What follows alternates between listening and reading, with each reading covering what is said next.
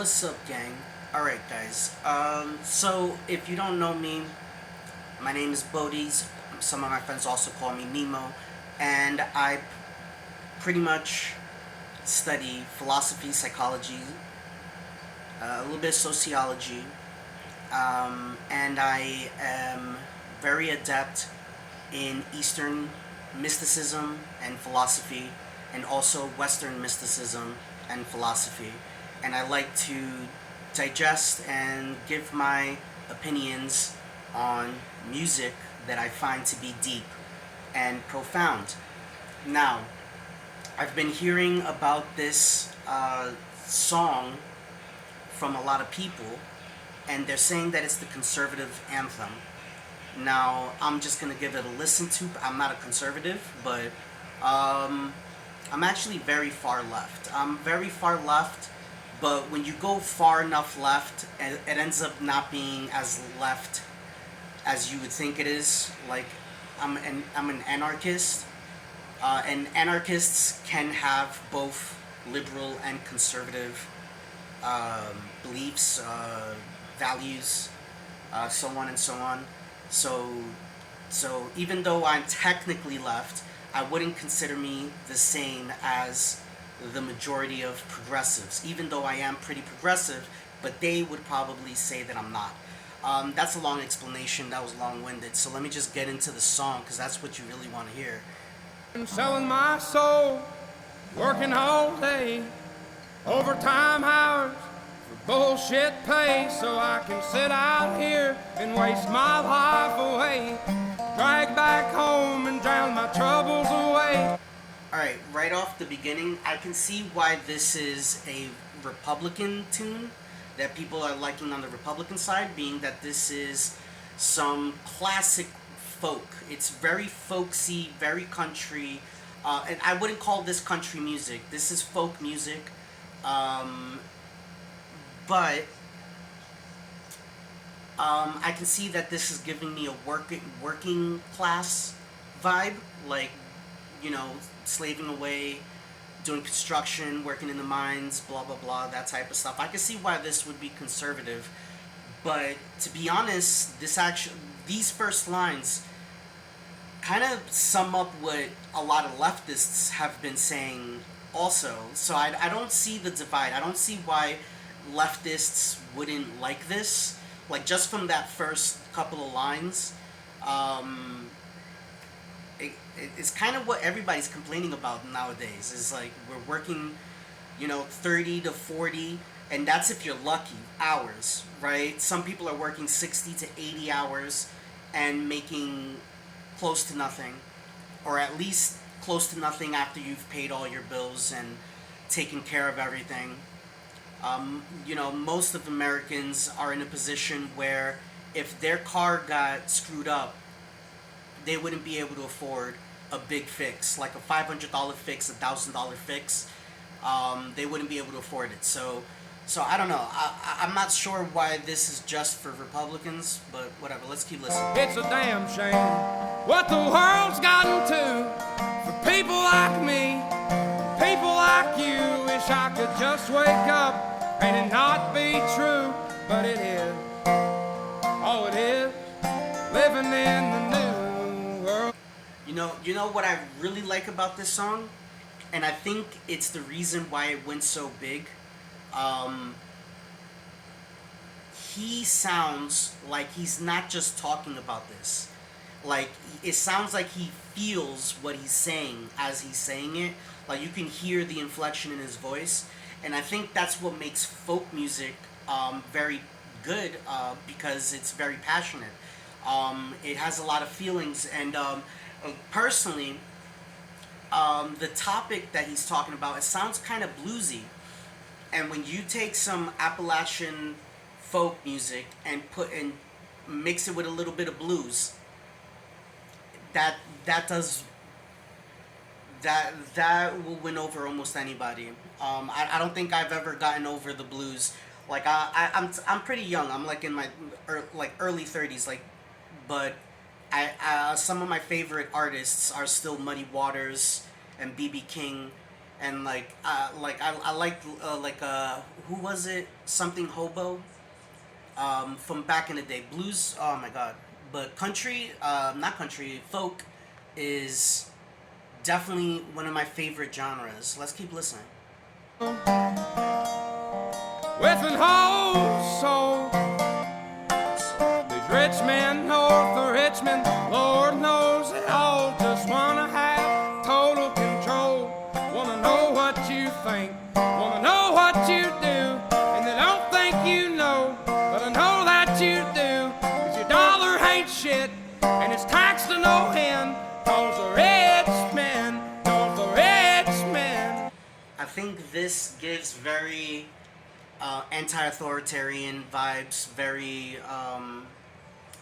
anti Big Brother state type vibes, anti-establishment vibes. I can see why Republicans like it. I don't understand why leftists don't. Like I would have seen this as one of those pieces of art that can bridge the divide and be like, hey, we both like this thing. I guess we're not that different. But I don't know. It's not like I'm in a leftist community, so it's not like I would know what they actually believe about it. I've seen a couple of reactions from leftists, and I've noticed that it was pretty. Like I've heard about certain reactions from leftists, and like I think that they're on like, well, Republicans don't like it, so we won't. Like the Republicans do like it, so we won't type thing. But I'm not sure. I would have to ask them specifically.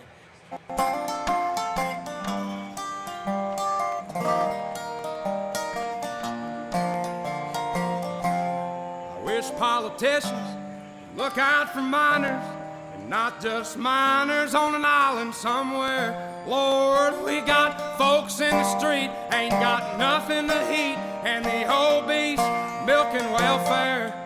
God, if you're 5'3" and you're 300 pounds, taxes ought not to pay for your bags of fudge rounds. Young men are put. There it is. That's why leftists don't like it. Cause he took all of this angst about not getting enough money and living poor and people not having enough to eat and all this stuff, and the people that he's supposed to be blaming is what the song is named after: rich men north of Richmond, DC, the fat cats, these guys that are making hundreds of thousands of dollars just pretty much moving papers around because they never really get anything done. Those are the people you're supposed to be blaming, but he seems to be blaming obese people, which is kind of funny. But let's actually dive into that. It's a funny. It's a, like, I don't think he meant it as a joke because he seems serious in the music. But the reality is this: the obese that are using their welfare to eat more than they should, that's not the big problem. That's not a real big problem. You might say, wait. But they're sapping off of this and blah blah. Look, if you're 400, 500 pounds, 600 pounds, and you're disabled, and you get a check from the government, what you get is about $850. Now you do the math. That's less than $12,000 a year. Do you really want? Would you choose to become that obese just to get less than $12,000 a year? And then no other supplemental money, so you have to survive off of that? Like, I don't even understand how they can possibly stay that obese with that amount of money. Like, you would think that they would lose at least a couple of pounds, but point is, they're not the problem. You see, we also have to remember that if you eat a plate of food and you're full, and for some reason your brain is saying, hey, how about have double? There's something wrong up here. And I'm not saying that as to be offensive towards obese people, but that is a condition. You don't become 300-400 pounds just because. You know, like, that doesn't happen. At some point, most people say, I've had enough, I couldn't possibly eat anymore. No matter how fat you are, right? Like, personally, I would like to get these people to fast a little bit and maybe start, like when they do eat, to start riding a bike, like a stationary bike or something. I would love for these people to do things for themselves, but we can't expect everybody to do something for yourself. You have to remember that if a certain thing is possible, somebody is going to do it. And in a country of 350 million people, maybe even more by now, or less because of the sickness. But point is, with that many people, there's gonna be a handful of people that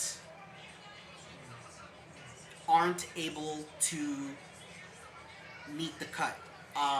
There's gonna be people that eat too much, eat too little, and or develop other types of sicknesses or conditions. We shouldn't really be the ones to say these people get help and those people don't, because then what are you gonna have, like Skid Row, but everybody's 400 pounds? Like, that doesn't make sense. So I understand the energy behind the music, but I don't think blaming the obese is really the way to go.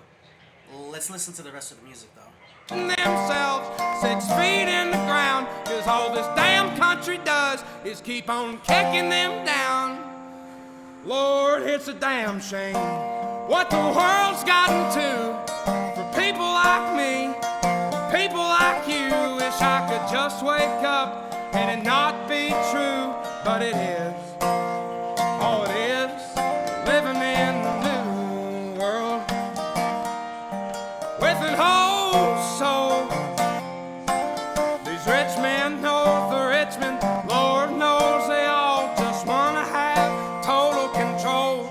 Wanna know what you think, wanna know what you do, and they don't think you know, but I know that you do. 'Cause your dollar ain't shit, and it's taxed to no end, 'cause the rich men know the rich men.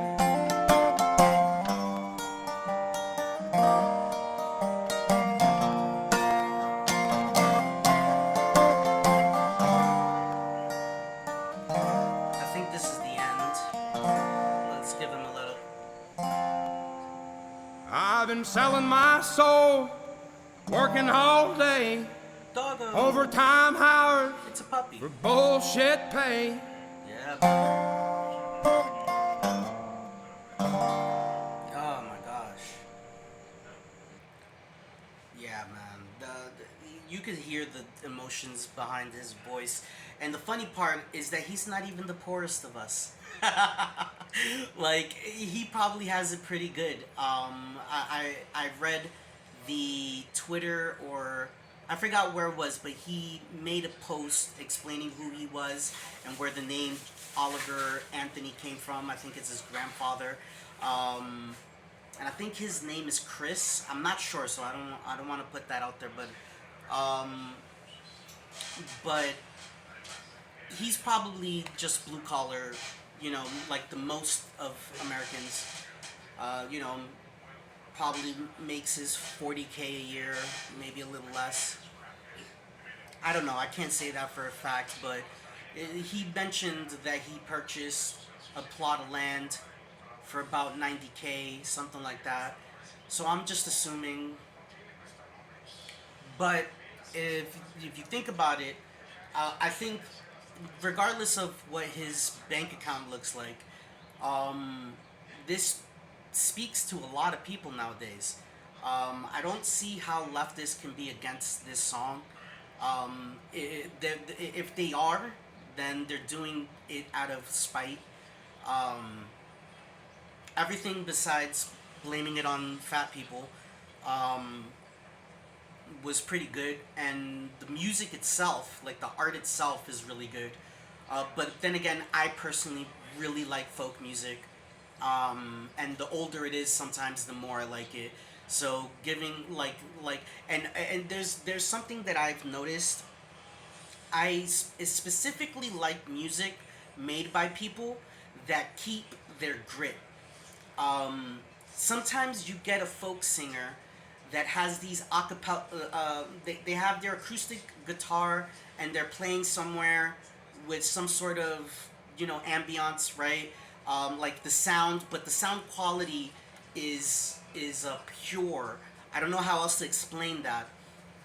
Sometimes they go big and then they start doing all of the computer stuff to it, and I'm not against that, but still, like, it changes it and it loses its grit, it loses its emotion, and it becomes more poppy. And if I want to listen to pop music, I'll listen to pop music. There's a reason why I'm not choosing to listen to pop music. Not that it's terrible, but it doesn't speak to the soul. Um, at least most times it takes a really good artist to sneak some really good, like a good message, like something good into a pop song. But I guess that's neither here nor there. um all right, so that was Oliver Anthony, Richmond, north of Richmond. And I agree with him 100%. I think that we are having big problems with the poor community. And if you don't know this, about 40% of Americans are living off of $40,000 a year. And if you can imagine living off of that much, um, you, or you are, like, because you probably are, um, you must know how difficult that is. And then we have to realize that there are people living under that marker. There's people literally surviving off of a handful of thousands, like 12,000 a year, uh, less. There's people surviving off of very little, and we shouldn't stop them from getting help. Um, I think I draw the line. If you're standing in front of somewhere,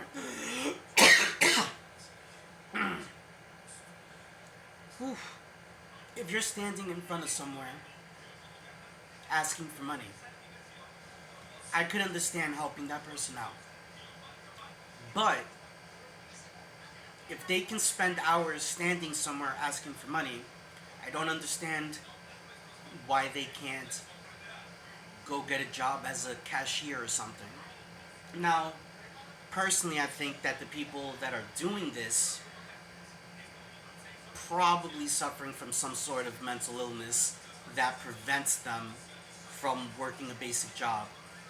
But being that I've had my fair share of mental illness symptoms, and I still find the way to work, it's a tough question about who deserves help and who doesn't. So maybe we shouldn't try to play into that. We shouldn't try to say, hey, these people do deserve it and these people don't. We should probably just try to get as many people help as possible.